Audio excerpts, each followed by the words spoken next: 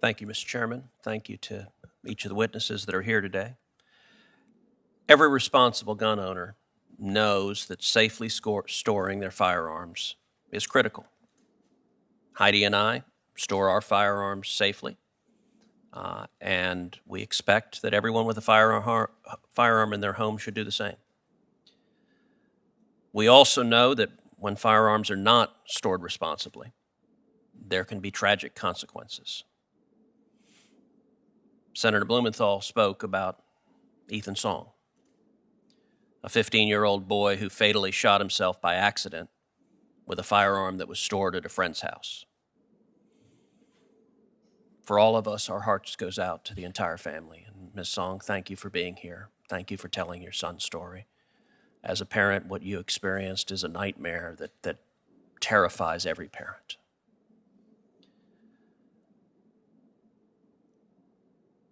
All of us want to avoid tragedies like that happening in the future.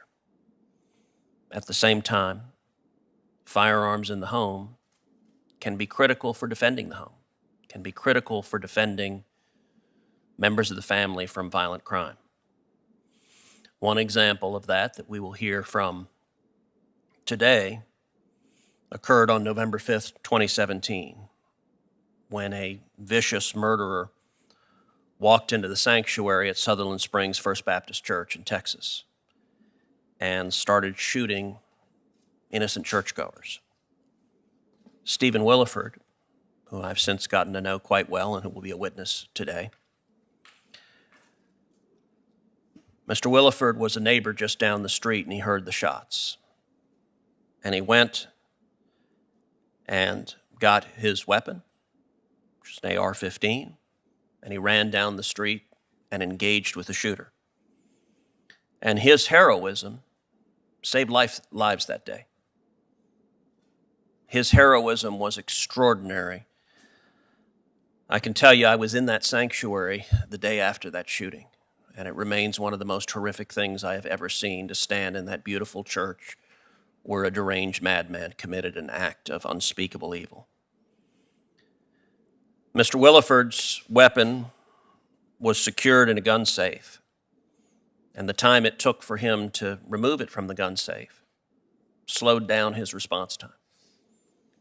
And one of the challenges that we all face is a slowed down response time in an instance like that can mean the difference between people living and people dying.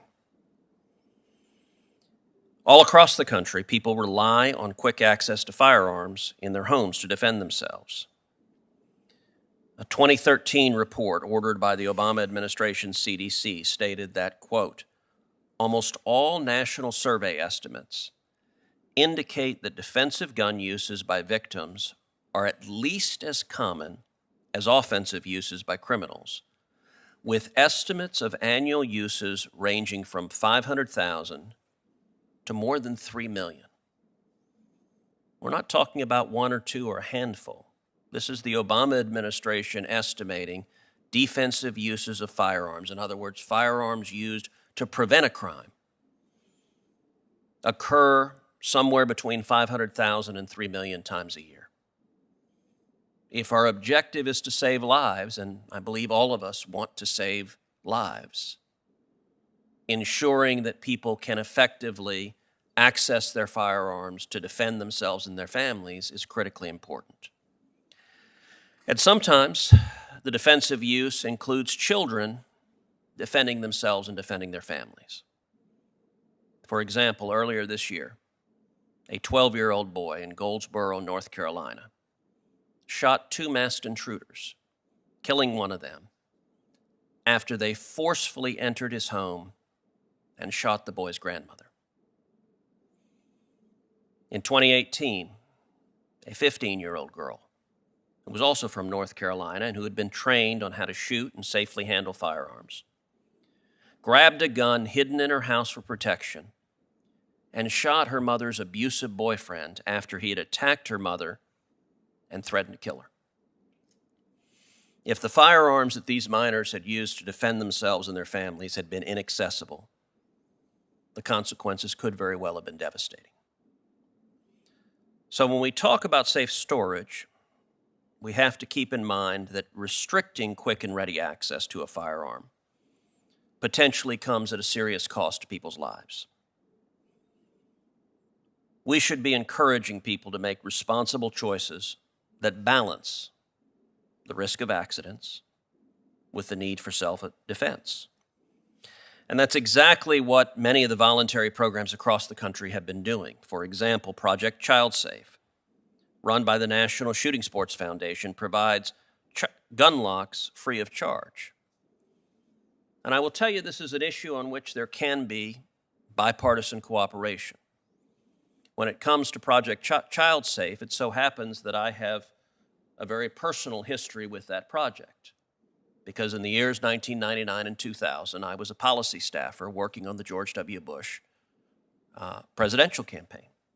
And as a policy staffer responsible for domestic policy, I was the 28, 29-year-old staffer who designed the very first Project Child Safe and drafted the briefing paper and presented it to then Governor Bush. And Governor Bush agreed and campaigned for president in 2000 on Project Child Safe, on providing gun locks free of charge to the millions of Americans who don't have gun locks so that they can better protect themselves, their families, their children, the friends of their children. And that project ended up being announced, campaigned upon, and when George W. Bush was elected, implemented. And today, Mr. Bartozzi works very directly with it, and I have to say it is encouraging now the millions of child locks that have been given out that came from an idea a 29-year-old kid had sitting in a cubicle that has since been implemented.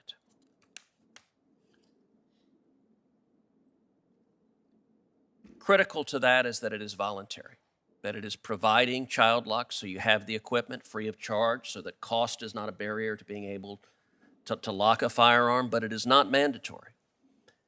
And I believe people can and should make a judgment about what the needs of their home, of their neighborhood, of protecting their family are.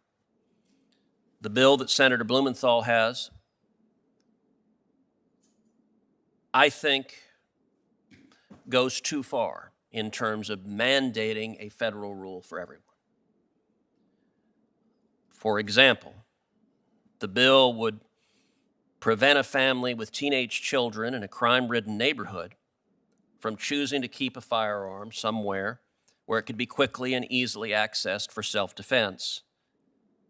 And it would empower the federal government to enforce that law coming into the family's home and potentially arresting the parents and seizing the firearms. Not only that, it would make it a federal crime for the children I mentioned earlier, the children who defended their homes and defended their families with a firearm, to have access to the weapons that saved them and their loved ones. I don't think that makes sense. I don't think that's an approach. And by the way, whether or not children have access to firearms, I think varies widely depending upon the age and maturity of the child. It is a different thing for a parent of a 16 or 17-year-old child at home who's trained in how to handle a firearm, making the decision that that child should be able to defend himself or herself in the case of a violent intruder, than it is to allow elementary school kids to play with loaded firearms. And there's a full spectrum that responsible parents should make judgments of when it is appropriate and when it is not appropriate to put a minor in a position to be able to defend himself or herself. All of us want to prevent firearm accidents. It is tragic. It is horrific. I can tell you in our home, our girls are 10 and 13, and our firearms are locked away and they don't have access to them because we're not at a point where we think that is a reasonable judgment to make.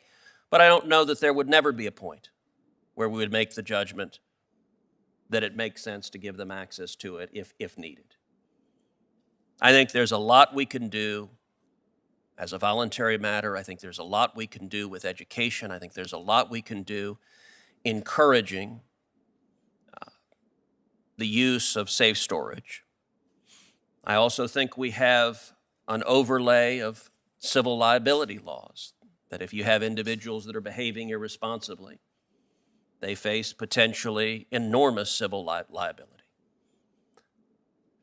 But I don't believe a federal criminal mandate is the right approach to this issue.